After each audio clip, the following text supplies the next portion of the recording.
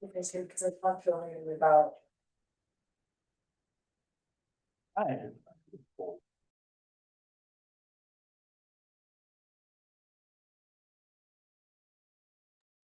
have 6 o'clock. We'll call this workshop to order. Would everyone please join me in the pledge?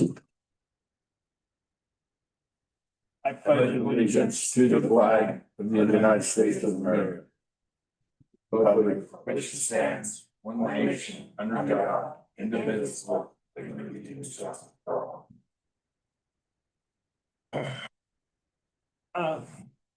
As we move forward. Here's our other council member, right? Run behind. I'm gonna set some rules down for it. This is an open workshop. There will be no decisions made. We can't make a decision in here, it's just all discussion. We're gonna allow the Boys and Girls Club to present everything that they want to present. The council is then open to questions, okay? And then after that, we'll open it up to the public for questions. So everybody's not interrupting people and so we'll have a little bit of order to it and try to maintain that. Now, you may get a question from the council and you say something or. Okay. We'll turn it over to you guys. If you guys would introduce yourself, please. Okay, Yes, ma'am. I will start. My name is Jay Tanner. I lived here in Sarasota during COVID. Didn't go home, decided to stay, fell in love. And this is Ashley Bright. He is the CEO of Boys and Girls Club of Central Wyoming. And Ian Sandhook, who is our board member of Central Wyoming. What we hope to do tonight is to update you on our progress so far. We spent the last several months trying to educate the community on exactly what a Boys and Girls Club might offer. And we conducted a survey during that time to find out if indeed there was enough interest in the valley for a Boys and Girls Club and exactly what that interest might focus on, what programs they'd like to see, and if kiddos would come. And so with that, I'm going to turn it over to Ashley, and we're all able to answer any question that you. Sure, and thank you, Dane, and Mayor and Councilman. I'm Ashley Wright. I'm the CEO of Boys and Girls Clubs of Central Wyoming, and I'm in my 35th year as a professional in Boys and Girls Club. Started in Tacoma, Washington. I've been out here in Central Wyoming for 27 years. We've been presenting for about 9-10 months, and really want to open up questions early. Bit of history before we do that. In 2023, Amy and Stewart and approached us at the Boys and Girls Club of Central Wyoming and wanting to entertain what it would take to begin a Boys and Girls Club. And so we've had a dialogue going. The Harvey County Boys and Girls Club had is in existence, and we needed to meet with them and see where their interest was. Do they have the infrastructure to pursue conversations and bringing in Boys and Girls Clubs of America as well, that decision. And over the last year and a half, they gave a first right of refusal, if you will, saying we do not have the infrastructure to end this conversation, which then opened the door for the Boys and Girls Clubs of Central to begin the conversations and begin the assessment and the study to have a Boys and Girls Club here. And so we've been working in that space since last year, and early on meeting with Superintendent Jennings learning that Nick Hatterley had a presentation out a few years ago. And wanting to learn what that presentation was, so we brought that into our study as well. You all have received, I believe, a blue and pink floor plan. And this is our latest floor plan concept. The Boys and Girls Club team in the blue and a drawn in rec gym is where we landed in the presentation as we've been doing our study. And wanna let you know that this is a real strong Boys and Girls Club floor plan that is geared towards safety and quality of program. So this is something that we have just drafted up in the last 2 weeks. And I want to bring this to your attention. The other purpose tonight to get you all up to speed and then entertain questions is we have drawn up a drafted MOU. That's what this document is, and Councilman I don't know if you would have one of these. You all are sure. I can look at it. Okay. He's fine. Mayor's. And what our interest is with this MOU is to have this in place as we launch our efforts with philanthropists and raising the dollars for the proposed facility and the campaign that we about to launch.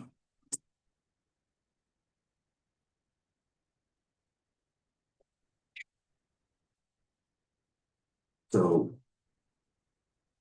Didn't we sign an MOU? Some sort of agreement with you guys? It was a non-binding interest agreement. The goal for this particular draft is for the land that we've been looking at. Okay.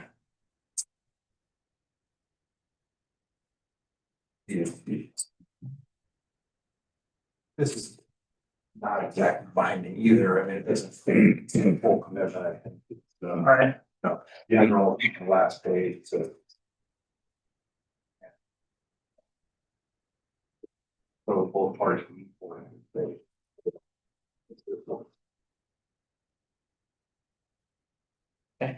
This will, everybody can read it. And this will have to be taken before a regular open council meeting. And so you're aware, our attorney will review it, you know,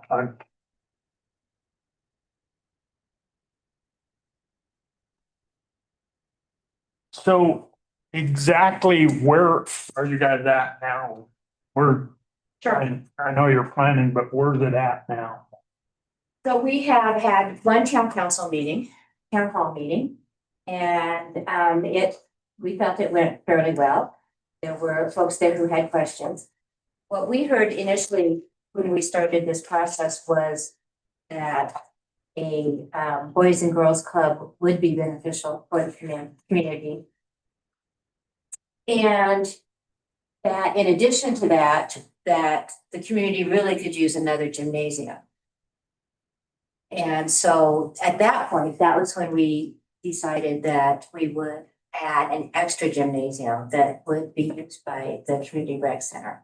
And of course, that would entail some sort of agreement whenever we finish, if indeed that comes to fruition with the town. And our goal at this point has never been to make money from renting that space at all. It's just an extra space that the high school could use, that the community rec could use. Gym space and gym time are pretty limited here in town. And we see that as a good plus. Also, with our gym and that gym and the gym that we already have at school, it's even possible that we could have some tournaments, some of the smaller tournaments here, which of course would bring people into town and benefit the businesses in town. Beyond that, we did conduct a survey. I'm sure that you guys saw, you should have gotten a poster card in the mail. I don't have everything from that. It hasn't been fully collated, but I do have a few facts I can share with you. We had 252 responses, which we felt was really, really good. 64% or 161 of those responses clearly endorsed the idea of a Boys and Girls Club. When we asked the question of everyone who responded in their household, who would be using the club and age groups, which was pretty interesting because one of the things that we heard early on was that there were people who didn't feel like there were enough kiddos in the valley to make it worthwhile. What we learned in the survey was there were 47 kids 5 to 7 years old, 48 kids 8 to 10 years old, 55 kids 11 to 13 years old, and 39 kids 14 to 18 years old whose parents felt that they would use it. That's a total of 189 kids. Now, if you take those kids and then we asked when they would use it, because the club would be open after school and it would be open on no school Fridays, and it would be open during holidays, and it would be open during summer. So the response for that was 96 said that they would definitely use the programs in the summer. 90 said that they would use it on no school Fridays.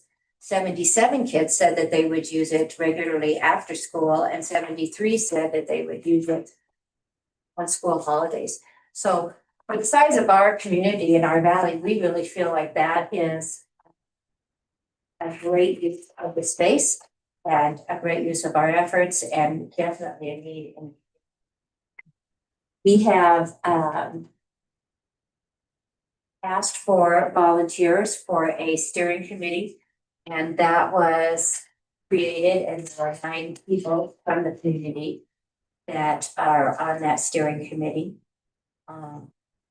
And we have worked pretty hard with the architect to streamline, I guess, our space so that it is efficient for us and for what we see as the uses, and also that it is the most cost-effective site for the people who will be interested in donating to this. So it's an efficient use, and we're good stewards of the money as well.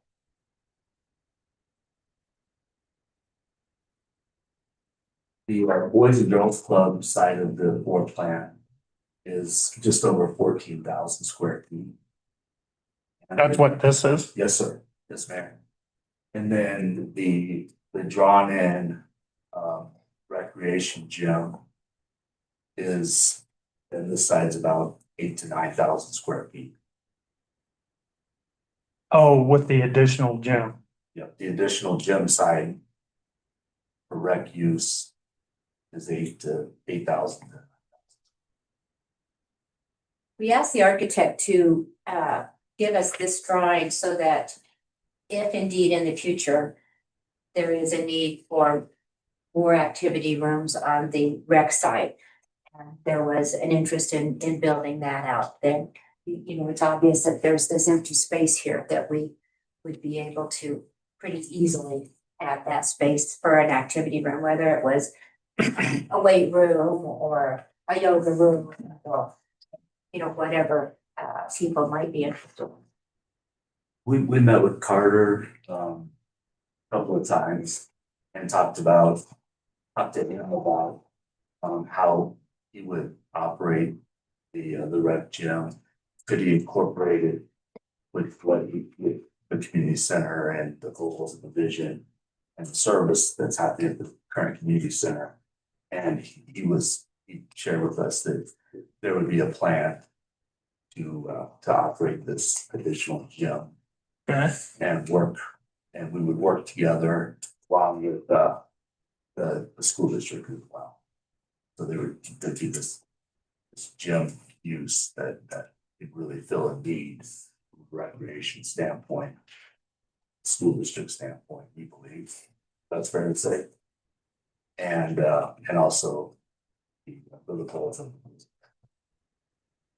On your total of 189 kids using this, is that just Saratoga or is that So the respondents were eight. reached out to Hannah Outbound? It was everyone in the valley,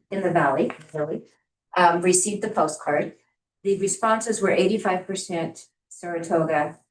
And I don't off the top of my head remember, but the majority of that remainder of 15% did come from encampment. There were some responses from Hannah, but not a huge response. And we believe that if kids come from Hannah, it will be for the summer program, not the after school program. Or, I mean, there might be somebody out there who has a parent that works here in Saratoga proper, who it would be convenient for them, to pick them up, but originally, at least, they would have to get them here. The summer program, we certainly hope to have transportation. Okay. The outreach efforts, the schools as well, programming and services that we have in the Boys and Girls Club. And okay, on your summer programming and even encampment,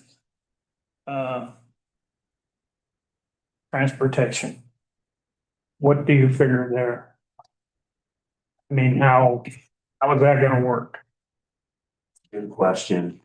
And we've been meeting with Superintendent Jennings over some of these. We have a specific plan. So as Danny was sharing with you, we wanna see what we can do to reach all kids with this, with the Boys and Girls Club of Platte Valley. And as we have built out in our current community clubs, we have transportation on site. So that would be something that we build into the program that we have. And that could look many different ways as well. Okay, It could look at part of that, the outreach that we're talking about, it's in terms of reaching the kids. And also field trips and visits and okay, so one of them would be the school, the other would be like transportation provided by Boys and Girls Club. Okay. How are these timelines gonna fit in these kids that you're talking about? Blend in with the current activities like sports, a lot of times held on Fridays, no school Fridays and stuff. These kids are gonna be playing basketball, football, whatever, right? Those, how those numbers figures into that, I guess, with different activities. You got your little league wrestling and all these other activities going on. When those activities are in place, there will be at the school activities, I'm sure, and the numbers will be less. I'm just And curious. that's how it is in all clubs. Right, It's just lower some days than it is other days. And the primary outcomes of the Boys and Girls Club is academic success, healthy lifestyles, and good character leadership programming. If you look at the floor plan, it's designed for all kids. There's a social activity area that typically is games room driven. High yield learning, it happens in learning center. We have a STEM space, a teen area.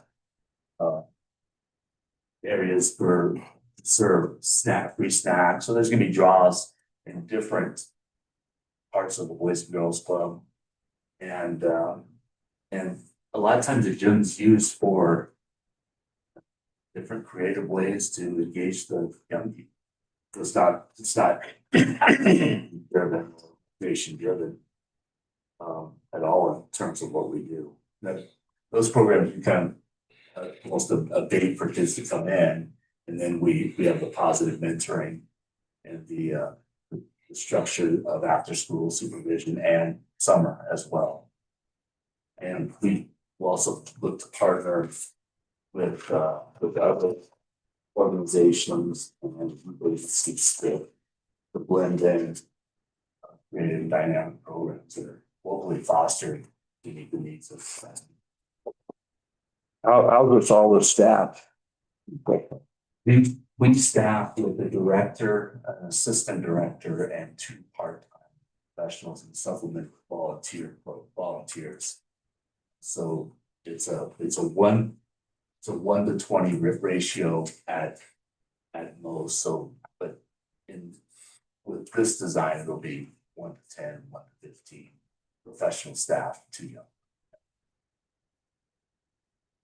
It was interesting, one of the things that we also asked in the survey, and I don't have the exact numbers, but it was surprising to us, I guess, was, would you be interested in working at a Boys and Girls Club? And the response was much, much higher than we anticipated.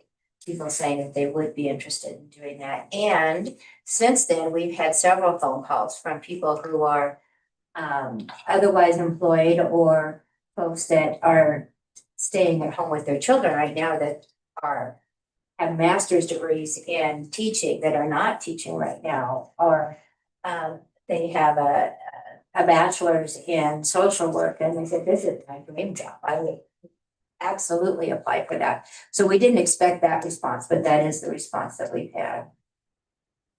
So these are actually employed jobs, these are not volunteer spots, these are. Professional positions, yes, sir. And the great thing about, in my view anyway, the great thing about partnering and with Central Wyoming Boys and Girls Club is we will be under their umbrella and they will take care of so many of those administrative deals. For instance, Ashley has a staff who works not only for Central Wyoming's Boys and Girls Club, but they work for all of their satellite Boys and Girls Club in Riverton and Glen Rock and Good boys. the Boys. So they travel there and teach classes, et cetera, et cetera. Yes. Train and provide the support needed. So, they have people who are writing grants, so we wouldn't have to do that, find someone here, either volunteer or paid to do that. And they have people who are developing programs, and so all of that behind the scenes work is being done for us, and that's a huge, huge benefit. So with traveling people though, wouldn't that get quite expensive? I mean, you've got to pay a room and a board and plus mileage, or I don't know how you guys. And it's, the onboarding is robust at the beginning, and then there's as needed, and we have national training and onboarding where we have professionals go to different conferences as well. So all that's built in the budget.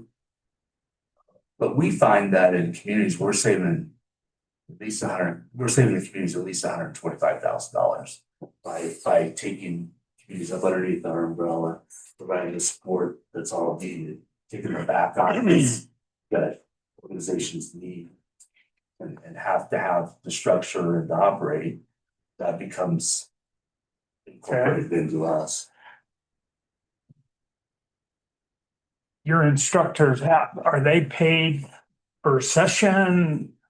It's incorporated in the budget. They're full-time salary positions. So they're full-time with you and then they come reach out to, Yeah, so there'll be a structure where there'll be an area director that will have the responsibility for the Saratoga director, who will then have the jurisdiction over the club. So it's a bit like a jurisdictional leadership model. Mhm. And then we have the vice president of operations that supervises the area director. That will supervise, oversee the operations of the Cloud Valley Boys and Girls Club. And then myself is the layer as well, and our CFO and the executive vice president works closely with vice president of operations, who then works with the area director, who then works with the director will work with staff.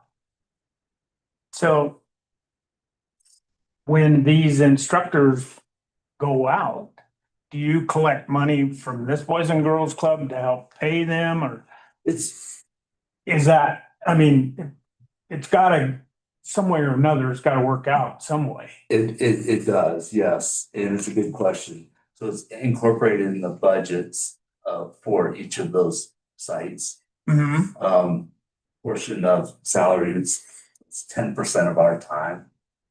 But it has, is the formula. And with that, that's where that, you're not hiring an executive director to run the Boys and Girls Club of Platte Valley, or hiring bookkeeping and the expense of financial management and audits and such. That's all underneath the Boys and Girls Club of Central Wyoming. Okay, So how is your budget funded? So, I mean, Yeah, that's a great question.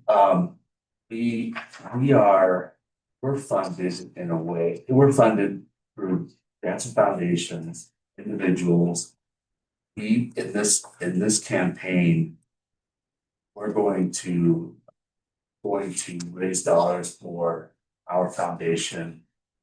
Our goal is to have spill out the 5% off the earnings would go to, or not the principal would then go to the budget year. So our goal is to have a $5 million spill out for, particularly for the Boys and Girls Club of Platte Valley, so that would be $250,000. And then the supplement other parts of the budget going to come from other individuals. We'll have minimal fees. We 20% of the budget. But our principles are that we won't turn anybody away for financial reasons. $10 a year membership for the teens, and we'll look at an after school small fee. We haven't determined that, and then summer day camps. We'll look at that as well and make sure that's affordable for all families. So that's truly our pie chart, if you will, of the dollars. so these grants are in place, or you gotta apply for them annually, or how does that work? Yeah, they'll, some of them will be in place, some of them will be 1 to 3 years. Then, I mean, it's extended, so we have a tradition of coming into the year about 40% that we feel is committed. And then I'm giving you some framing of it, of how we're funded. And then the other 60% of our goal is competitive, just as us reaching out and to gain the resources that are needed. But we really want to drive the very best in any organization is have individuals that's individually supported. So even with the MOU and the land, we don't want to break ground until 99%. It would be our goal, committed pledge for this project. And with this project has that $5 million foundation that would have a spill off of $250,000 annually towards this budget. What are you guys looking at impact to the town? What are you expecting from the town As far as money? money, we have, we met with 42 individuals and couples, I suppose, last summer, and they were part of our launch assessment process. And I think you guys have all seen this. We used this as a talking point when we met with those people and asked them to review it and give us some input on what we were missing and that sort of thing. They also gave us a pretty good idea of if they were going to be asked for some sort of donation a year from now, what they would consider that they thought they would be willing to give to support the Boys and Girls Club over a 3-year period. And the response came back right at about $15.5 million. Some of that was from residents of Old Baldy and some of it were from residents of town. how much was that? I'm sorry, How much was the total? 15.5. That was a feasibility study. Ashley was saying that 5 of that would go to the endowment, obviously. There's also $1 million in that fund, that goal of 15.5 million that will be put aside to cover operating expenses for the first 2 years so that we don't have to fundraise at all for the first 2 years, so that we really have an opportunity to get our feet on the ground and our programming solid and our partnership with the district and with the town and with all of our parents, all of our clients, really solidly on. So this would operate then without any money coming from the town's budget? No, yes, Okay, absolutely. and that's what I was. And I'm sorry, the only money that our budget will be completely comprised of individual donations and some grants. Yeah. Okay. I misunderstood your question. That's right. You got a lot. No, you answered There. both. You answered two questions in one, so that was good. You guys have an approximate cost estimate on this building that you have in front of us here? Our campaign goals are 5 million to the foundation based, it's still on 5% and having budgeted $250,000. $1 million for first 2 years of operation. And then leaving that to about $9.5 million to the facility. Is that to construct it? Yes. Yeah, okay. So you kind of figured 1 million the first year to operate it? 500 to 500,000, so 1 million for the first 2 years. Okay. Our goal is to really get the operations healthy. That's where the impact of what we do daily. The building is a tool, but the power is what happens in that.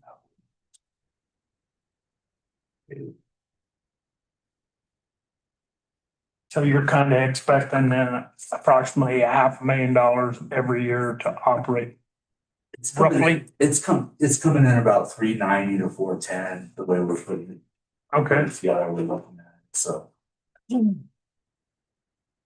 And does that include the second gym?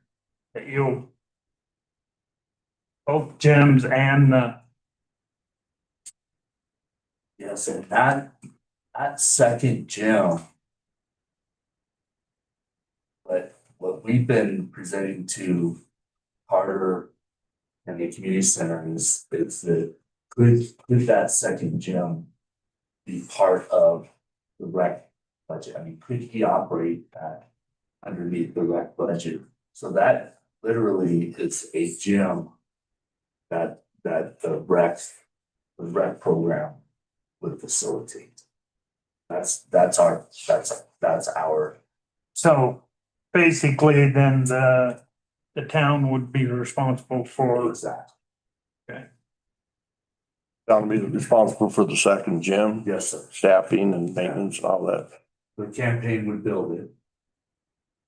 And then, the rec center, the rec district. Am I using the right terms? Carter. The rec budget. Yeah, the rec budget would then have this gym to expand the goals that the rec district, the rec budget.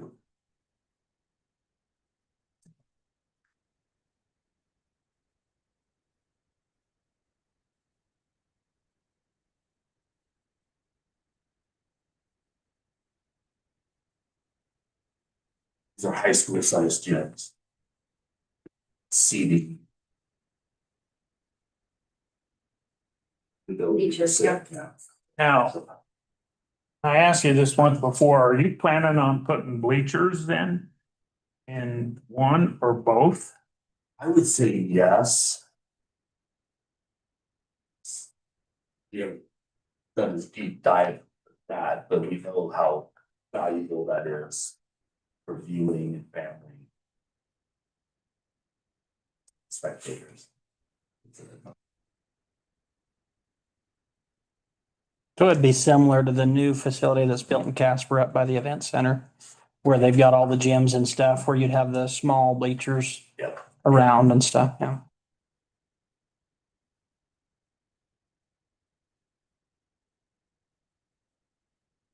One idea we have is the wall between the two gyms, having the flexibility to Open that up. build a field house Mhm. and then be able to. For the YMCA in Casper. It's, but more of a firm wall. Yeah, be able to see. So have you guys looked at anything that may complicate duplications like, you know, I know a couple of the churches in town have activities for their kids 1 day a week.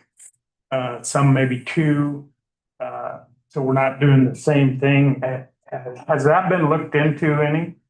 Yes, it has, and it's been brought to our attention, and to as part of our programming scope and scale to invite the leadership and the programming that the churches are doing, complement what all they're doing. And, we have a practice in all of our communities to have the club open during the day as people leave space. And so we want to complement what's happening in what the churches are doing, homeschool, private school.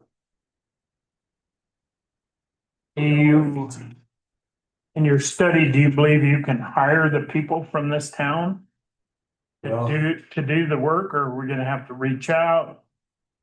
I feel confident that I we do too. can. I mean, I think it was 17 said Yeah. that there's 17 in the surveys that there's some interest.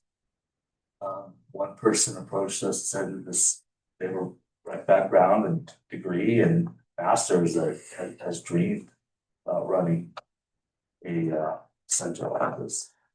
Any approximate dollar amount you'll pay, you know, 50 to 60,000, 70 to 80,000? Yeah, we are anticipating to be as competitive as we can at the top of the range. So the range, as you're discussing there, is a range that we talked about.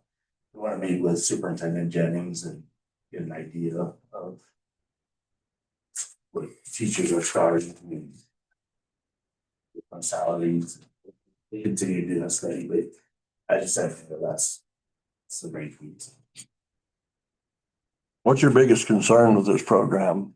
What would think would be your biggest hurdle? I would say, first and foremost, getting the campaign complete. Because that's gonna drive exactly how we design the facility, the operations, programming that has been expressed all throughout the surveys. And so that's a number one, you know, in my mind. And as we get the funding all secured, I believe some of these other factors are gonna come to play. We hire leadership well before we open the door to we'll have like I said, a robust onboarding plan for the professionals. So I feel encouraged in that area, based on what we've seen certainly. I think the transportation piece is a bit out there, and we want to work closely with the district and other means of transportation that we explore. And So what all programs are gonna be offered? What types of programs? yeah, and we have a list of 30 different programs that are underneath the umbrella of academics, good character and leadership, and healthy lifestyles. We can provide you with all of those programs, but this club is designed to have 10 to 12 programs. We'll have 10 to 12. This morning, we had a Riverton event. We have mission moments. And one of our parents came up and said, I wanted my kids to be Girl Scouts. They have a Girl Scout club and the Boys and Girls Club. I don't have to worry about that. I wanted my daughter to have swimming lessons. The Boys and Girls Club has provided an opportunity for her, so that I don't have to worry about that for transportation or swimming. We're gonna meet the needs of the families. And we're gonna have a study on the programming that will develop young people. What kind of a timeline do you think you guys are looking at? Well, the campaign, the fundraising piece of the campaign is going to hopefully launch this summer and be complete October maybe. And at that point, I mean, then we're gonna know, obviously, if the money is there or not. And at that point, we're looking at at least another year, maybe fall of that. 11 to 13 months has been a little bit estimated to build the building was signed. We were able to construct on the Boys and Girls Club side, a really nice state-of-the-art Boys and Girls Club. That is similarly put together as this Boys and Girls Club. The safety assessments are at the highest level of the Boys and Girls Club. Yeah, those constant. And the supervision and staffing and the dynamic programs are some of the best in the region. And we get eyeballs for what's happening in that facility. Give you an idea of some of the programs that they'll be choosing from, I guess. Some of them are specifically for a specific age group and gender. For example, there's programming for adolescent boys, where they talk about becoming a boy and becoming a man, being the Wyoming Ethics Code. There are athletic endeavors. There are cooking classes. There are essay contests, which we're super proud of her. Very, very proud of her. Thank you. And there's a program, there's a opportunity for Ameritown, where we partner with the fifth graders in the district, and the teachers get teaching materials that they work with their students on. And after they have done that, they come to one day of Ameritown. And the first thing they do is elect a town council and a mayor. And then they have chosen whether they want to run a restaurant or run a retail store or run a grocery store. And they're all given a little card that they have so much money on, and they have a job to go and buy food for their family for a week. And they have household supplies, they have some clothes, and they close the day out having all meeting. And then they go back to school and their teachers get their cards, and sometimes they have to say, well, you spent all your money on clothes and your family's gonna be hungry this week, but the kids love it. It's a great opportunity. That's a great program. We also partner with the district and find out what their goal for the year is. It might be to improve math scores, it might be reading, and we try to focus on that in reading sections. There are financial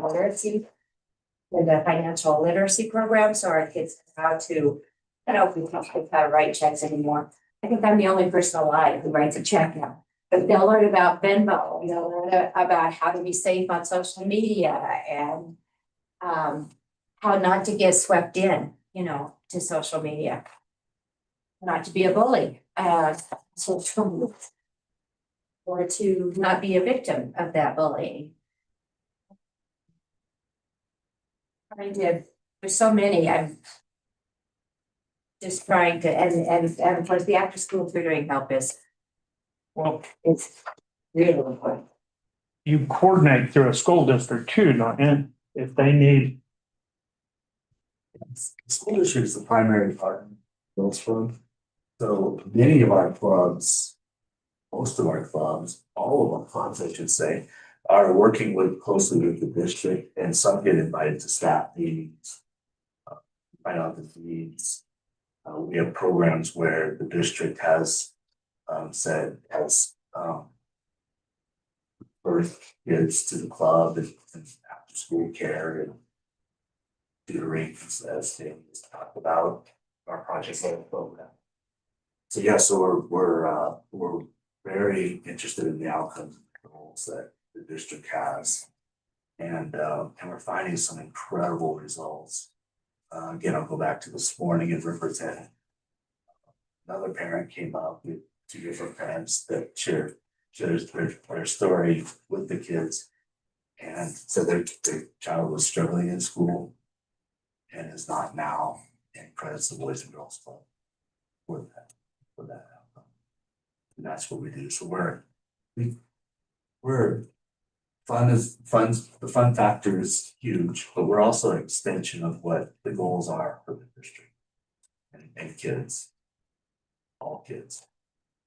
The partnerships always, they don't always stop at the 12th grade. There's partnerships with the University of Wyoming and community colleges, so field trips and influence. I mean, kids doing programming with colleges as well. So it didn't just stop at 12th grade. I mean, there's college preparedness that comes along with that as well. I passed out a couple of things. One is this is a roll of services by the clubs in Wyoming. And this number here is total use served, not just our membership. That you see the impact or the like I said, a roll up of all the Boys and Girls Club of Wyoming. And what we do is we network together. And so we're constantly in communication with all the Boys and Girls Club organizations, state. And the beauty of us being part of a local affiliate of a national organization, we have field tested programs all over the country. And we can get those curriculum, if you will. We don't have to reinvent the wheel on what does this look like for the Boys and Girls Club or an after school program, a summer program. You know, we have access to it's massive in terms of what is out there. Let's get our hands on, try and succeed with in those areas of academic success and healthy lifestyle programming. The other staple piece, these are initiatives that we are drilling down on as a state. And we have a legislative meeting this morning. And we're having a series of these. And we're talking about mental health, we're talking about peer readiness, talking about academics, and how we can partner with these challenges across the state. We're autonomous from Boys and Girls Club of America. We're our own 501c3. We're a local affiliate. And again, it's a top 10 brand in the country, the Boys and Girls Club of America brand. Major League Baseball is the Boys and Girls Club.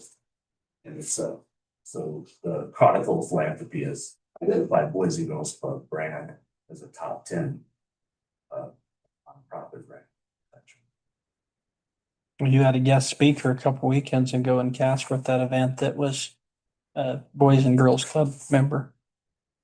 You might tell people who he was. To be his, say congratulations to your daughter. Thank you. Yes. They had So, Mr. Crum as a guest speaker a couple weekends ago at an event that I attended in Casper, and he went on and on about the Boys and Girls Club and what it meant to his growing up. And the huge success story, we had over 800 essays from the schools all over the state and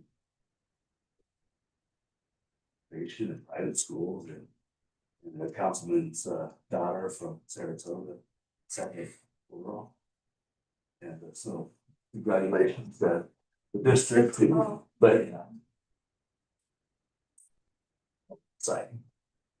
So So that's an example of a local foster program. who come up with these stats here? I mean, is this something the Boys and Girls Club come up with, or is this something? Yeah, so we have a government relations division in Boys and Girls Club that pulls this information for each state. We have an assigned state government relations professional within Boys and Girls Clubs of America that assists us, paid by Boys and Girls Clubs of America, that supports us with this backdrop.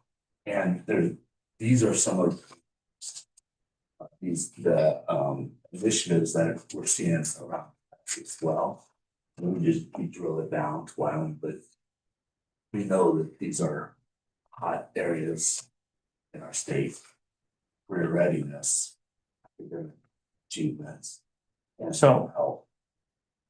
I mean, it's just surprising that out of all the schools, Wyoming is 49% below average in math. Well, that's the state number. I looked it up the other day. Is that so correct? No? Depends on what data you're using. If I can speak or not. Yes, you go ahead, No, because you're very much included in part of it. it just, it depends on which data you're looking at. I would say, I would disagree with that. If you're looking at NAEP data, we've been in the top 5 forever. If you're looking at YTOP, which is a different set of data. State assessments, That's what I looked at, yeah. I just, wow, I mean, that's kind of scary if that was factual. right, I would say that that's not an accurate number for Wyoming, how we're doing in math. Okay.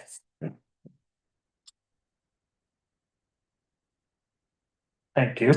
So if you look, maybe what Danny was, I was trying to, so our YTOP test, is a test that, it's very difficult. The better you get, the harder the test gets. So when you say 49%, it might be 49% proficient or advanced on the YTOP, which doesn't mean it ranks 49. You know what I'm saying? Yes, Is that- exactly. Oh, okay, I see what you're saying. Maybe that's the. That was the data that I saw. So- was on- So 49%, you're saying 49% of all students that take the YTOP in math are proficient or and advanced. But when you look at all the data sources, whether that's the National Assessment of Educational Progress or the ACT, Wyoming scores very well when you put all those together. The YTOP test is a bear. And I think it has more rigor than any test in any state. And our education is top, but 49% of our kids show proficient or advanced on YTOP, and I think that's probably the data that you.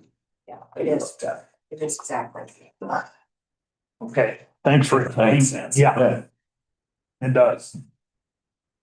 So just a little bit more structure pieces. So the Boys and Girls Club Wyoming Alliance is a 501(c)(4).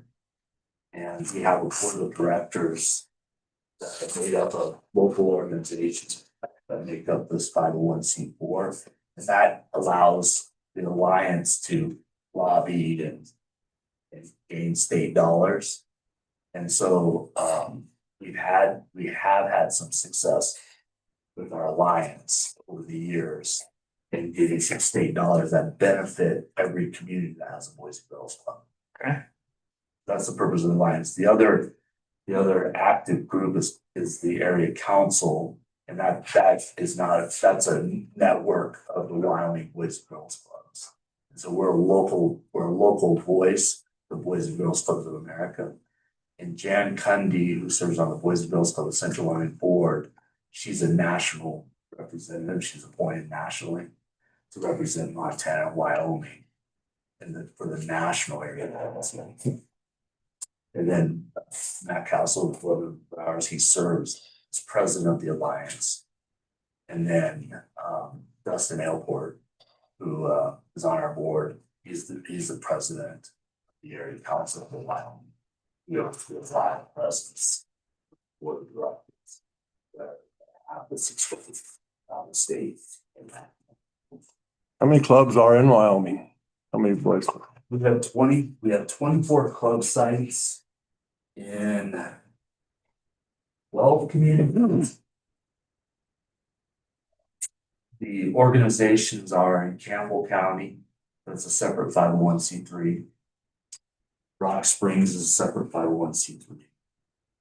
Douglas, which is an organization we started 2010, presented to us and said, hey, we want to be our own. And at that time, Boys and Girls Clubs of America would stamp that as its own community 501c3. We mentor them, but they are their own 501c3. Rollins is its own 501c3, and the Boys and Girls Club of the Southeast, that's the Cheyenne area. They're a separate 501c3. Eastern Shoshone, part of the Wind River Reservation, they're a Boys and Girls Club on the Eastern Shore side. The Northern Arapaho side does not have a. And then F.E. Warren Air Force Base is a chartered Boys and Girls Club through the military division of Boys and Girls Clubs over there. Any of them struggling or having hurdles or having problems over anything? No, they're all good standing Boys and Girls Clubs. That's the other accountability in the Boys and Girls Club, their standards that we have to make. There's membership requirements that they begin with, are the club safe? And then all the safety practices that you would see school districts and our buildings are, they're schools that we can't operate because of safety. And not just going back when we toured the community center. We couldn't charter that as a Boys and Girls Club. I mean, even a portion of that facility because of locker rooms and long hallways. And so in this floor plan, as you can see, things are really open. Not these, typical Boys and Girls Club.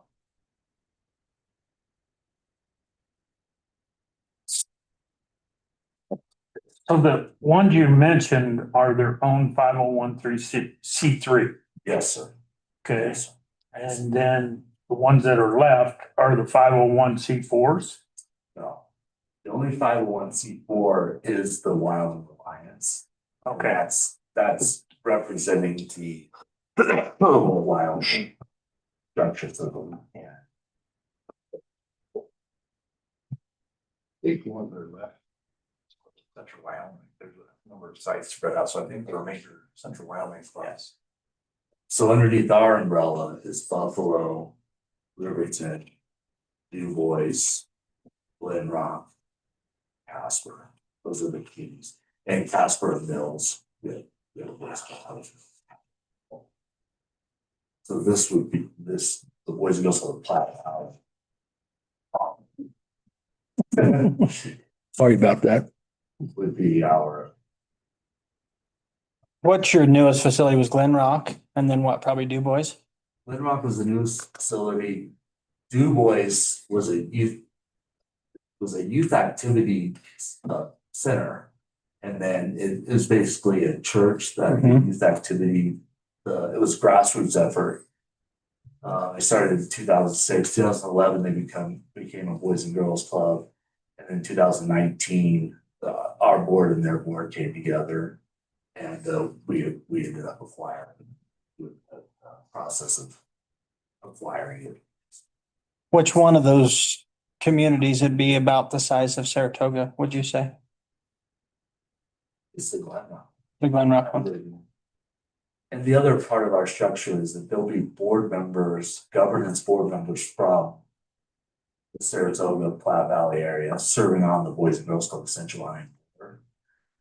and for governance, so there'll always be, there will always be a vote governance wise From that community. from the community, yep. So we have board members from Du Bois, Buffalo, Riverton, Little Rock, and Fort Casper.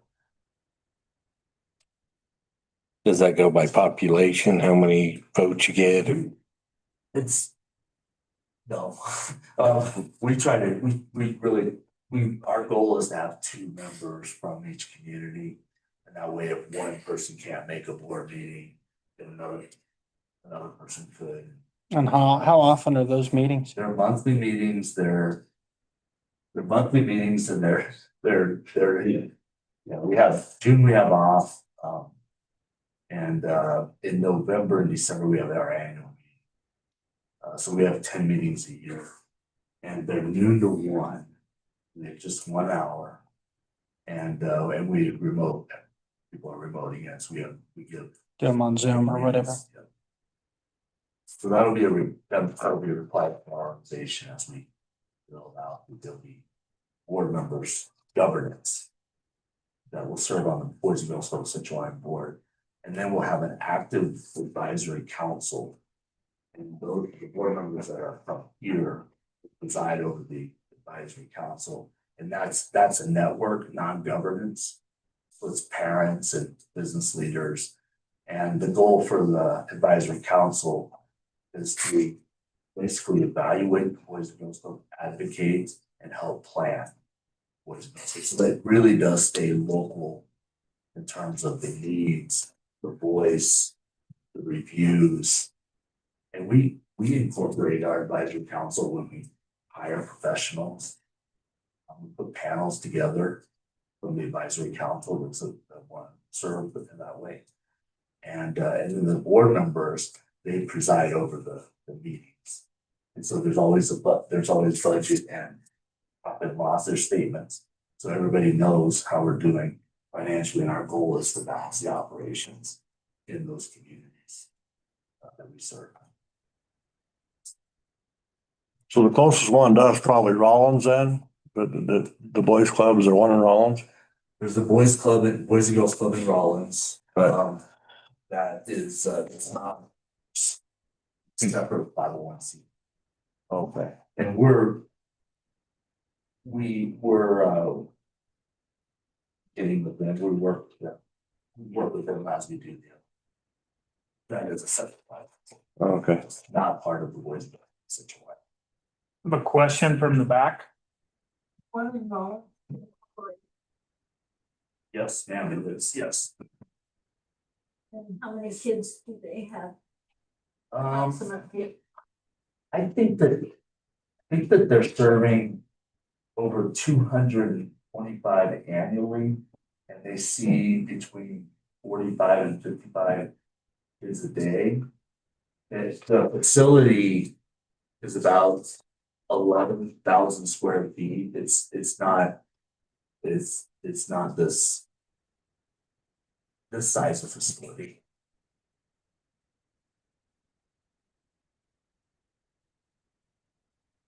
They're serving 225. Annually, I believe that's the number. You project this one to be 189 annually? Well, I believe that we can get to 200 plus. I mean, and that means that we're doing outreach and we're reaching out. Figured out some of the transportation challenges and are there times when we can go out and programs and have programs that would,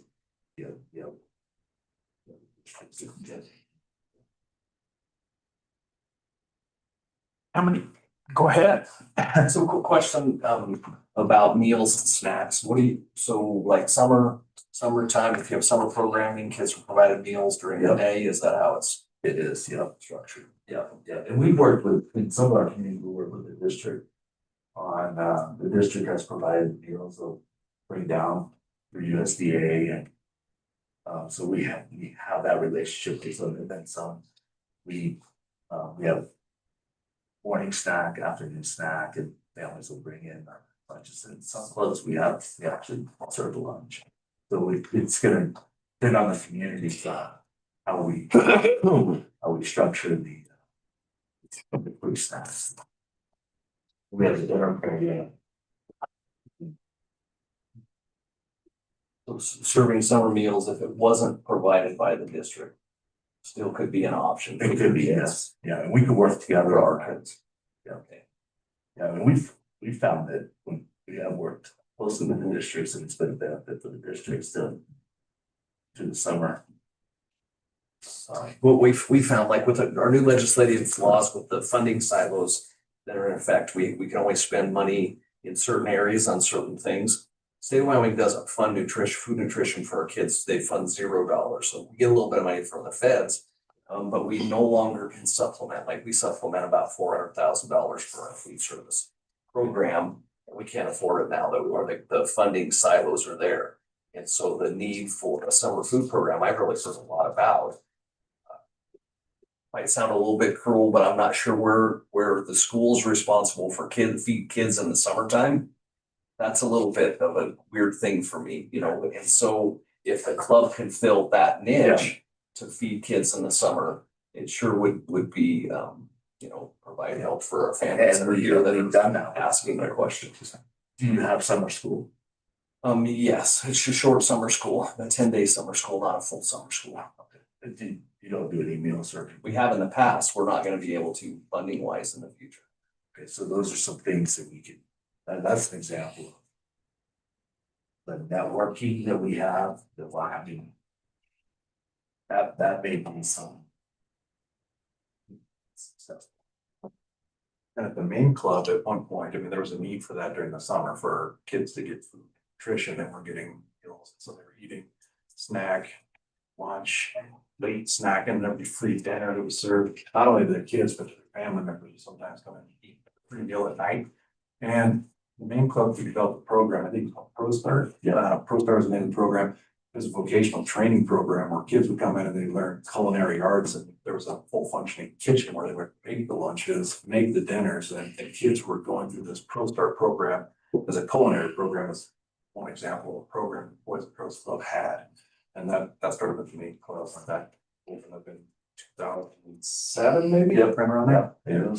Great. And that program, the ProStart program, then evolved into a full curriculum at the Roosevelt High School at the site there that does a lot of trades work for Casper kids. We've had demands for before school care too. And we've over the years have met that as well. So like little breakfast programs, stuff like that. I mean, it's as big as your imagination. How many kids are in the school district? In our school district roughly? 507. And that's what That's Edison, Mote, and Campbell. About 300 students in Saratoga. 140 in encampment.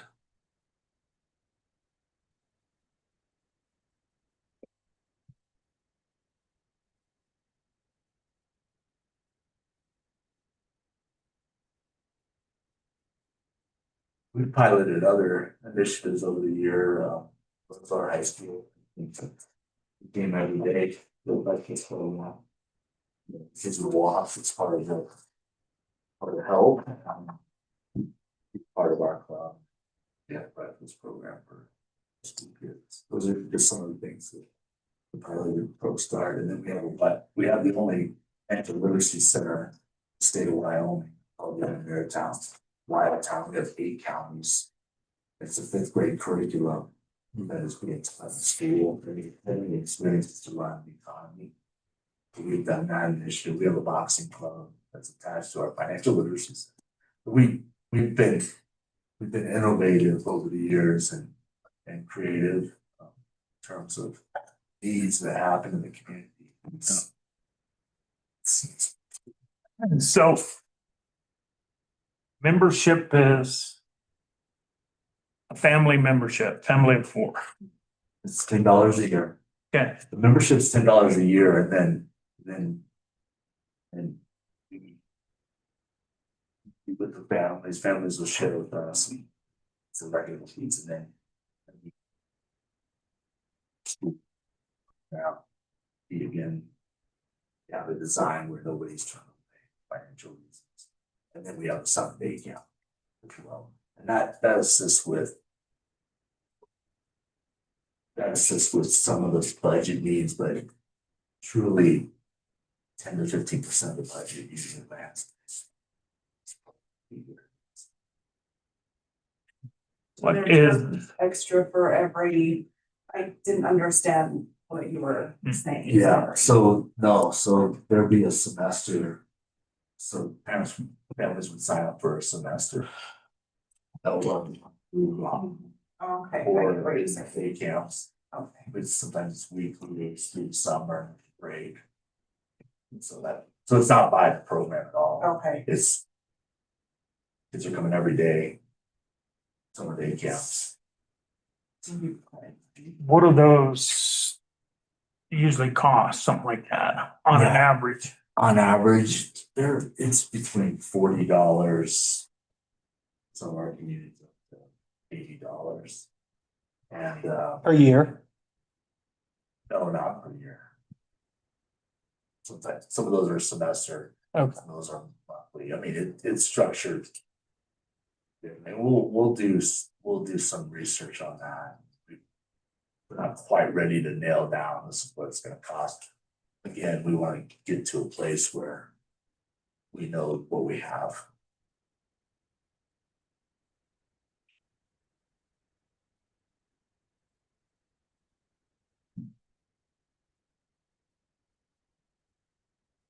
That's cool of nobody's turned away from them really pay though.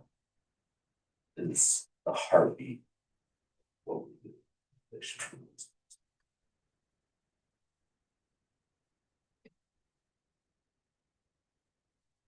Other than. And I know we've talked about it, I wanna bring it out again. There's no way to make the facility we already have work. I've been through the tours and I've really thought about that and gone back and just in terms of meeting safety requirements. For what we do. It would not work. And when I first walked out from maybe good, and then as I walked around.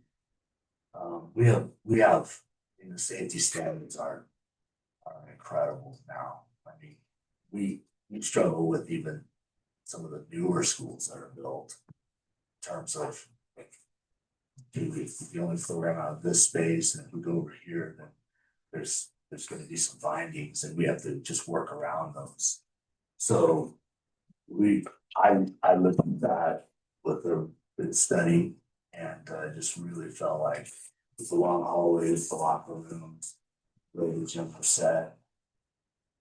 We'd be very limited, and then we would be in a place where we'd have to set up and break down and the fixed spaces. But how we can effectively program, and that's what it would. We want to exhaust all options before we say, hey, building a building is the best option. I feel like we have. Danny is. Toured a few buildings, I've met with individuals. We really feel like we've exhausted all. And this is a very cost efficiently built Boys and Girls Club presentation. And we feel good about its floor plan. And the size of this building, services that this building will be able to provide for some spaces that are being presented.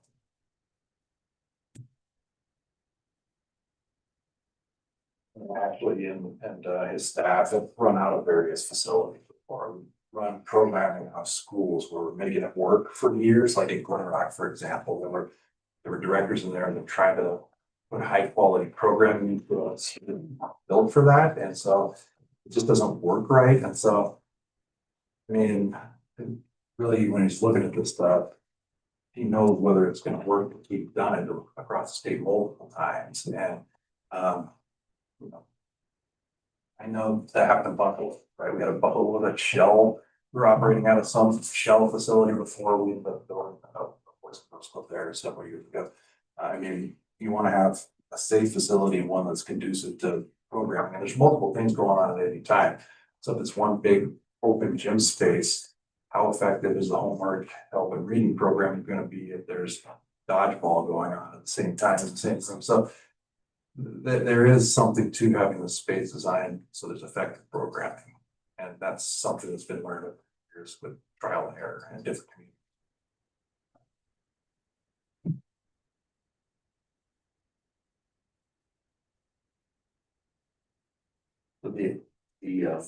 The identified land. Mayor, you and I have talked about the land that, and I think I know we were talking about the land that we our biggest desired space, and that's what we find too is what's often distance or the closest within half mile to a mile of the schools, and that property that we're talking about is. Well, and that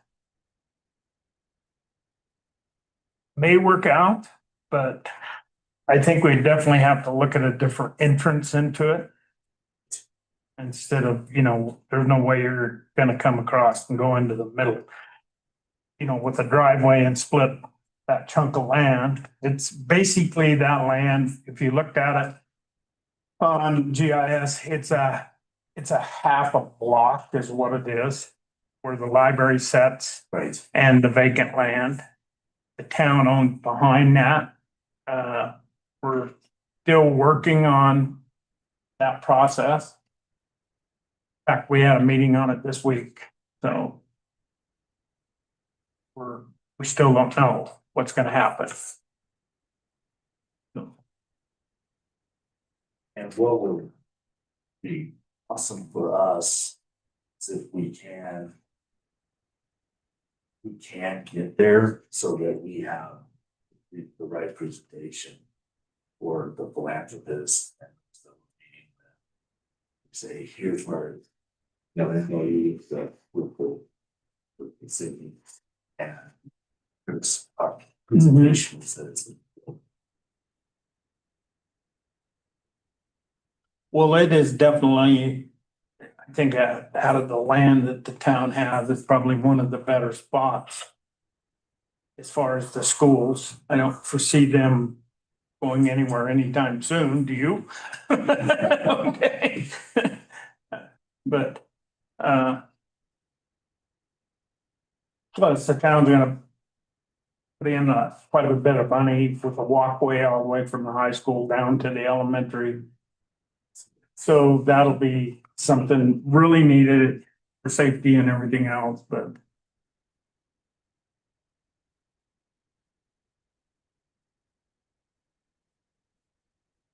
So out of all of this, the only thing I gathered out of all this tonight, basically you're expecting, what you expect from the town is just to maintain the other gymnasium. Is that correct? Maintain and operate. I mean, we want to give you all the opportunity to operate that gym. Mm-hmm. Just as needed or programming planning and having a space for the members that maybe you don't have right now. Commission members And it would also be open to the school. If we maintain it. that would be. That would be your call. They would.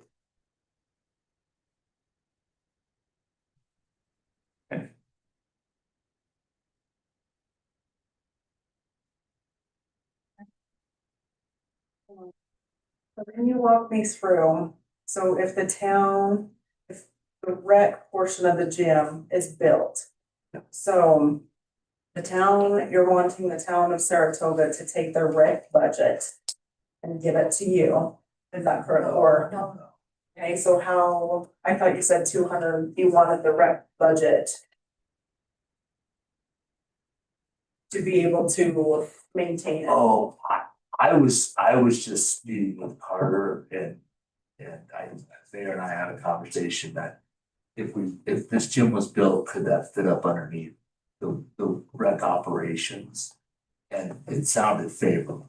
So the town would not have to take its funds from the rec department and pay you guys. No, And there would be no rent, no nothing, no utilities, no nothing like that. No. on the town and just Utilities. And maintenance. Okay, yeah, And cleaning your basic is how yes. I understood it, and my understanding is right. Right. that answers my question, because I was Thank you. confused as to So- how we were supposed to, like, basically we'd be doubling the town's rec budget if we had to. Okay, that makes Is sense. that? Yes, to clarify, thank Okay, you. thank you. And Yes, I think in the very beginning, that was considered simply because of how it was gonna be built. They were gonna have a totally separate rec department. That was discussion. And now it's just gonna be a gymnasium. So, I mean, a lot of the facility would still be at the community center. So,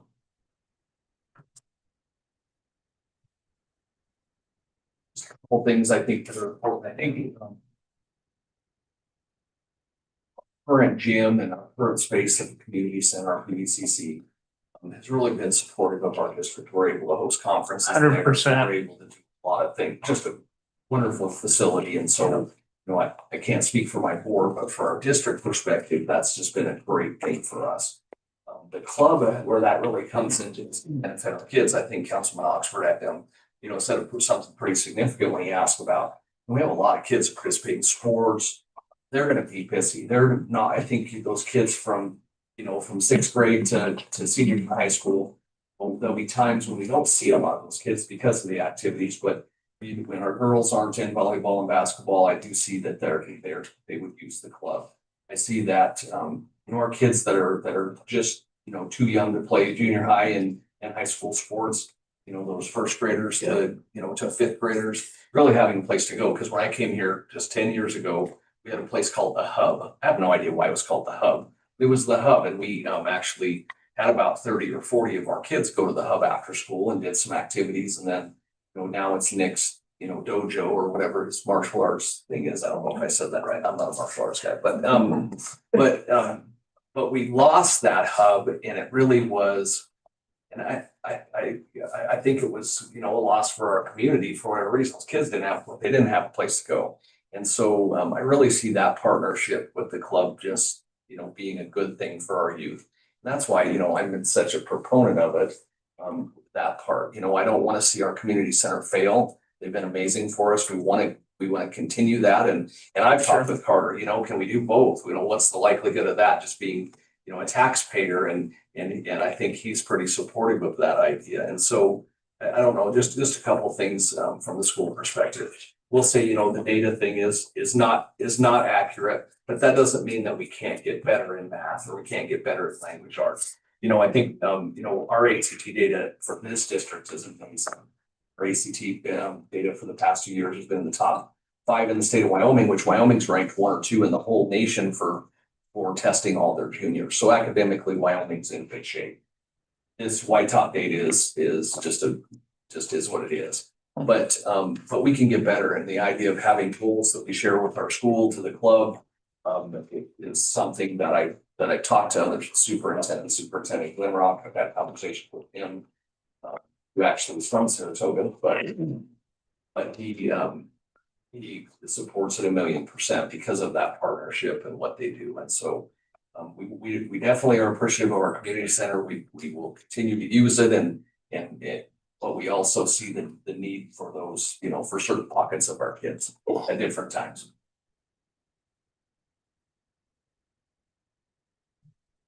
It's interesting. I was, you know, and I don't believe everything I was told, but I was told that the ACT scores in Saratoga were really, really down.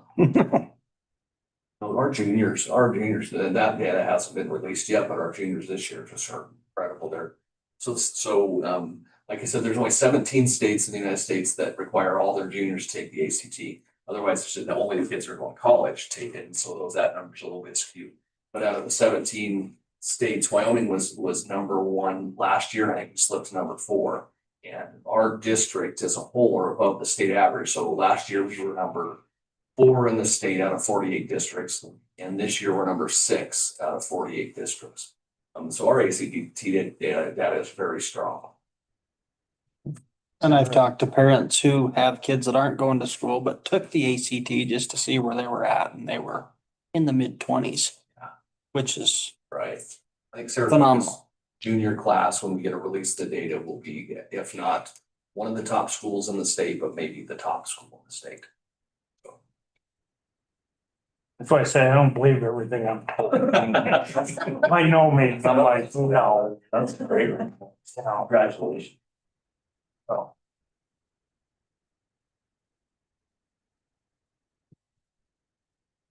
Does council have any other questions? No, not right now. You guys have the floor. Any questions from the public?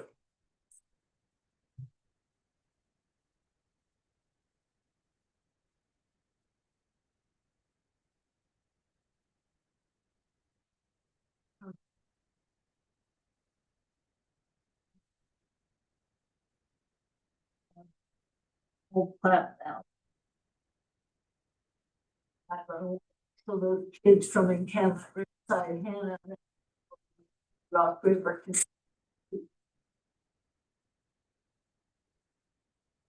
Talked about this, there's something that's working with the district, on transportation. Then, truly, it will be our goal to figure out how to outreach. To figure out how to reach those kids. So we're gonna put a very concerted effort on reaching. My other question is the hours of operation. Is it gonna be like 9 to 5, or I know a lot of parents work in the evenings, and are these programs that you're gonna offer at Boys and Girls Club or that's still the workout? Community by community, and most of the communities after school, between 6 to 7. In the summer times, I feel like they can start at 7 in the morning, so later 6 p.m. and figure out it. So it would be support for the working families. You know, will it be open on the weekends, Saturday? Again, need by need, and Depending on the kid. it may be event driven more so than full club operations. On the weekend, Thank but you. we'll look at it all. We'll do a very good job of mapping what the operation will look like once we know exactly Where we are. what the facilities Sure. will provide. In operation. Just like to say, I think it's a great and it would be beneficial to have the Boys and Girls Club here in the valley. When I first moved here, my grandson was younger and he utilized the hub. So not having that, you know, there was that struggle of not having somewhere for him to go. He's older now, but I do have a granddaughter and, you know, my daughter does have that struggle. So I do agree that it would be something that would be beneficial within the valley. He does utilize the rec center, open gym, you know, he plays basketball. I'm just trying to figure out where having that extra gym for the rec center would be valuable. I mean, and I wish I would have brought it. I took the time to print off, the calendar on how many days the high school or the middle school took away from something being used at the community. So there was middle school or high school or basketball games, you know, because I know Carter had said, "Oh, we need an extra gym because I don't have time to do things." But looking at those days that the rec center was being utilized, like I said, high school game or a middle school game, was very minimal during those months. Like I said, I wish I would have brought it because I took the calendar. High school game, middle school game, volleyball on this day, volleyball on, you know, this day, open gym on this time. And there was still plenty of time at the rec center, you know, that we have the gym that we have now to still offer things that what the town's trying to do. So I look at that other gym might just sit. And that's just, maybe I'm missing something, but that's the thing. So, you know, if Boys and Girls Club, you know, still wants to do it, but we might not need that extra gym. I don't know. On that, this has been presented to the town. We, as a council, have made no decision on this whatsoever. We voted on going forward to see what come about. And some of us have talked among ourselves, do we really need another gym if they build one for them? That's been one of the bigger questions. And the first thing we look at is what's it gonna cost? Because, you know, people look at our rec budget of $240,000 a year.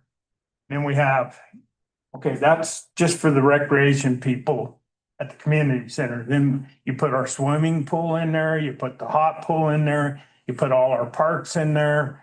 You know, our rec budget goes to right at $1 million pretty fast, you know, with lawn maintenance. So we have to look at it as a whole and what the total cost is gonna be. I don't think anybody up here would say they're not supportive of something like this. But how is it gonna get funded? That's what we have to look at, is the funding part of it. And I've thought the same thing you have, is how much is that other gym gonna get used? It's a question. And I believe with the school, it will get used more. So the last several years, we've been 1A. So a lot of your high school games, there was no JV games because other teams didn't have enough students, enough players. Well, this next year, our school's going to 2A. Most all of the 2A schools will. So we have utilized that gym a lot for high school games so that we can split and have a boys JV and a girls JV going on at the same time. And then both varsities would be up at the high school. That's gonna change. We're gonna start seeing a lot more JV games that we haven't had for the last several years. So that is going to impact the amount of time that this gym gets used going forward. And I don't know if your breakdown that you pulled, and I don't know, did that include, we use this for practice a lot? Most of our junior high practices are there for. All of the junior high Yeah, sports. so that takes up some of the time too. So that's something that has to be weighed out, you know? But I understand your concern because I think we've all had the same thing. How much will it get used? And in the beginning, it was going to basically cause, you know, if everything would have went, we would have had to make a decision on pulling money from the community center, which what we give them and what the school district gives them, I have no idea what they use for. You know, may use it on their roof, but we have a place to run a rec center out of, you know. What they use the money we give them, I have no idea. That's in their day-to-day operation budget, Cleaning everything. yeah. So, You propose operating, yeah, limited rent budget. to fund the bill or to support the building. That's something that we would have to discuss. Mhm.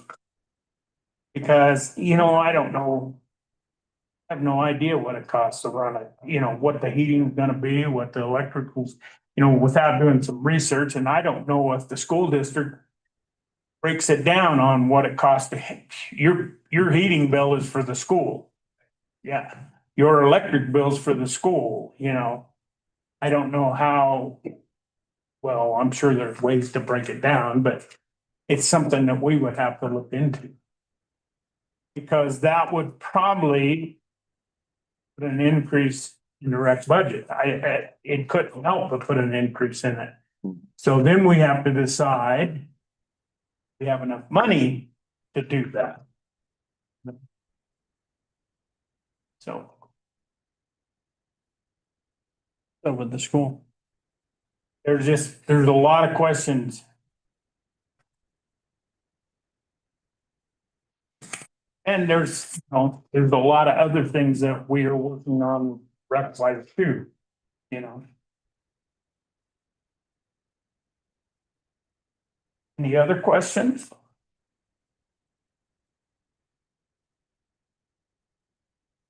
You guys have any questions for us?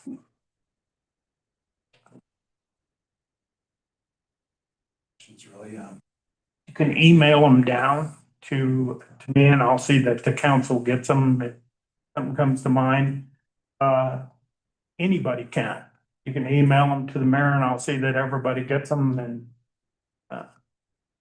we can put them out from there.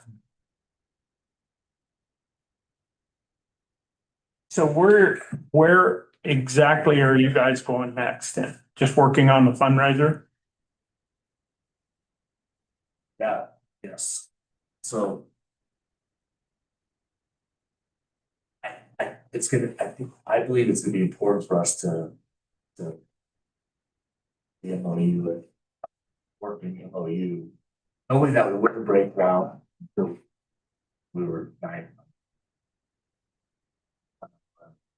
And that sort of could shift would be fundraising moves. But we really feel like we need to get that down so we can make the proper presentation. Okay. So that's probably our. And we have the case surveys are very valuable information for us to do the presentations, floor plans, really close. We saw value of presenting this floor plan based on some of the work that Nick had done. He's been public with it. Yeah. With some of the philanthropist for the project that he was visiting with. And there was interest in building a rec center and aquatic center. And since the aquatic center, that's really expensive to do. I mean, we are filling those are multi-purpose rooms now, Boys and Girls Club. I mean, the days of Boys and Girls Clubs without having pools are really minimal. I mean, the YMCA's can do they have the ability to increase memberships, and so the membership dues are paying for liabilities and such, but we don't, as we said, we keep ours super low so that all families can afford. Wow. But we saw value and we see a value of keeping a rep presentation as part of our base. Mm-hmm. And was visiting with Superintendent Jennings, visiting with Carter, and he was excited about So he didn't have anything specific, but he had some ideas. Oh yeah, we had this extra gym, we could do X, Y, Z, and we didn't get too specific with it. And what we've seen, what we've heard is there's lack of gym space. So. And there was philanthropists that were the future recreation spaces for our community is families are being raised here and girls and senior citizens as well. So our heart was to keep this as a presentation based on feedback from individuals from the survey, the prior philanthropists that were giving Nick verbal feedback and interest in closing this rec movement. Go ahead. You were saying Glen Rock's comparable to kind of what we are. How many gyms do they have? The Boys and Girls Club side, and I don't know if Coley, there's a rec center there that has at least a gym or two. The middle school has gym, the high school, I mean, it's pretty loaded with, there's gyms. But didn't you say you went to using their facility and now they've built a facility, correct? We built a Boys and Girls Club that's real similar to the Boys and Girls Club, the blue. Without the rec side. Without the rec side. Yeah, but you guys didn't go through how many gyms they had and roughly how many children they had and. We had a space that the town was giving us to build a Boys and Girls Club. And so we built a Boys and Girls Club that fit that space. I mean, that would give us more info to go by if it's comparable. Oh, I see. So the whole study of how many, that would be an easy call to fully find out how many gyms fit, I think they have 4 or 5 gyms. I think they do. For that district, and then we have this blue is basically the Boys and Girls Club that we have in Glen. Yeah, without the pink on there, purple. Yeah, and I didn't do any of the legwork on this, and I actually been in contact with the community, so I don't want to step on any toes or anything like that, but it's not really our intention to build something that's not needed or wanted in the community, right? I mean, if it's something that turns out that it's like, oh, really don't need that gym. It's extra cost, extra fundraising and all that for us too, to make the Boys and Girls Club get up and running. And so we don't have an intention to do that, but if it's something that's needed and would be beneficial to the community, and that, I think that's why Ashley, like, okay, we're hearing different voices in the community, this is something that's needed. And if it's not, then I mean, we don't have an intention to move forward with that. And the club in Casper, we built the main club, we've done some building projects over the years and that have had future build-ons thought about down the road. And so we built a club and we thought, well, in the future, we're gonna leave this part, and we built out off of that. So if that's something that doesn't make sense at this point, but I mean, everybody thinks that the community is gonna grow, right, over the coming years, and it might be something. And I've had that conversation with Ashley on that. I haven't been involved in any of those. That's why I said I didn't want to step. We did discuss this. Thanks for bringing all that up, though. That is so true. We've done some of that, and I mean, I didn't give you guys much of an introduction at the beginning, but I'm a board member of the Boys and Girls Club, but I started out as a staff member, and I started out working with kids in the game room and working in the gyms, and I was in college, and I just wanted a job where I could make a difference in kids' lives. So that's how I started back when I was 19 years old. And I started before Ashley was with the Boys and Girls Clubs. And I just have to say, I mean, I have a lot of respect and admiration for Ashley, and he's pretty humble. But when he came in, we were operating out of a very small facility, and our gym had holes in the floor. So we talk about safety issues. I mean, he had mice running up the wall at his office in there. I mean, it was pretty run down, and it was more about the staff having that relationship with the kids, right? And having somewhere to go and mentors.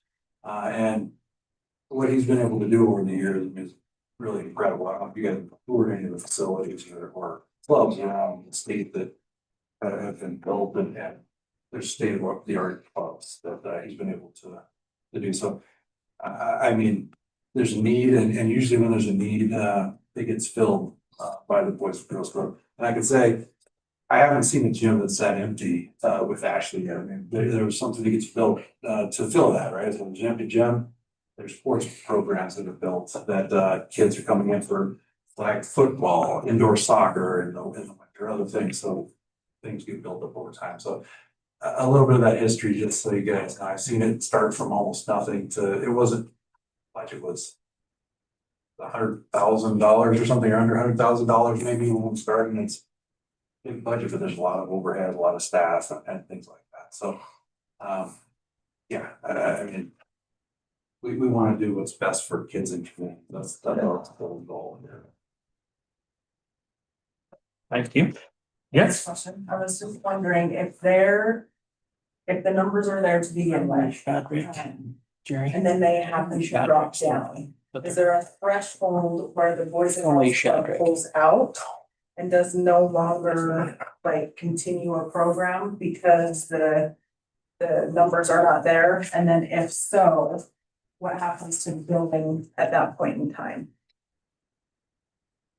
Yeah, so our plan in the fundraising is to concentrate on sustainable dollars, operations. Really in that order. Because the power of what happens is the programming now. So, so if the fundraising doesn't happen, the fundraising doesn't happen, campaign starts moving, it'll impact what we had done. So is there a threshold, if it's built, is there a threshold if there's not enough kids there throughout, a year period, 2 year, 3 year? If there's not enough kids that are actually utilizing it, is there a point where, what happens then? And, that's my question, is if there is a minimum amount of kids that have to utilize it every single year before the Boys and Girls Club says we can no longer sustain this, if the funds aren't there to continue it by itself without the Boys and Girls Club. We haven't had, thankfully, we haven't had to do any of that. We've had to kind of build on, but to your question, we would own the building, so it would be our 501c3. It would be our responsibility to figure out what we do with the building. So there's no burden on the city or anybody. Yes, okay. I'm sorry. No, I interrupted you. Yeah. I think generally in these leases with municipalities, at the end of the term of the lease, if there's nothing operating, generally it goes back to the town. There you right? go, With yeah. the improvements on the site, it goes back to the town, so it's a town asset at that point. That's Or generally. bourbon. Or but that's generally how it works. Either way. Yeah, normally the long-term leases, like, sometimes 25, 50, 100 years, but they renew over time. And we've been in one with the city of Casper for how many years now? Like, We're at 24 years. City of Casper, I think it's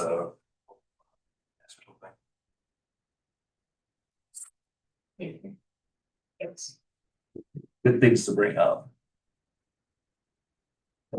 I have a question. So if you own the building, does Saratoga pay you a rental every month? If you own the building and go to the Boys and Girls Club, collecting memberships or whatever. You've got an organization that's operating this Boys and Girls Club, own a rental on the building. it would be us that And operate. We would operate it. for the- You would not. and usually they wouldn't pay us, right? Generally, it'd be like $1 a year or something like that. For the city, we pay them $1 a year for the long term.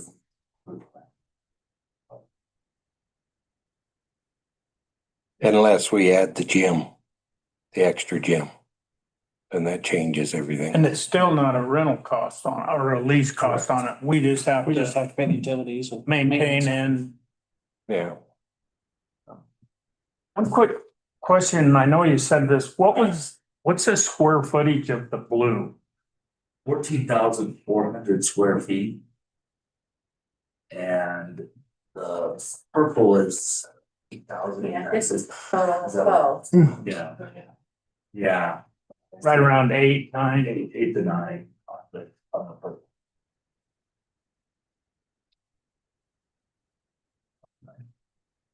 Is that purple? Think. It's fine. Pink, purple, it's different colors. Yeah, it's these women, they're gonna say chartreuse or something like that. Are there any other questions? You know, one thing just in my mind is we're bringing up the fundraising part.